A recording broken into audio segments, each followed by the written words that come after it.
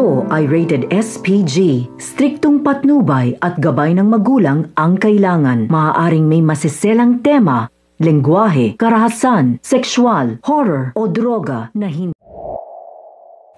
Sa naganap nga na homecoming alumni dito nga ay dumating na nga si Moira at Lynette. Nang makita nga nito ni Moira si Lynette ay gusto na nga niya nga ulit itong gantihan at ipahiya nga sa maraming tao itong si Lynette. Kaya naman hindi nga ito titigil si Moira na gawin ang mga binabalak niyang masama nga dito kay Lynette. Kaya naman itong si Moira inutusan na agad itong si Nerissa upang gawin nga rin din nga ang pinaplanong paghihiganti nito ni Moira kay Lynette. Samantala nakapag-usap nga itong si Harry at si Annalyn at sinabi nga ni Annalyn dito kay Harry na ang swerte niya nang maging ama niya nga itong si Carlos Benitez dahil nga pinagmalaki niya nga ito sa maraming tao. At ang sabi naman nga nito ni Harry ay sinadya nga raw niyang malate dito nga dahil ayaw nga niyang mapakilala ng ama niya sa maraming tao dahil hindi niya nga raw gusto maging doktor.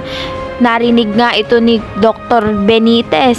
Sa kabilang banda naman itong ang si Nerissa nang bumalik dito kay Moira ay may dala-dala ng laxative at ang gagawin nga nito ni Moira ay ilalagay dito sa inumin ni at magpabalik-balik nga raw si Lynette sa CR.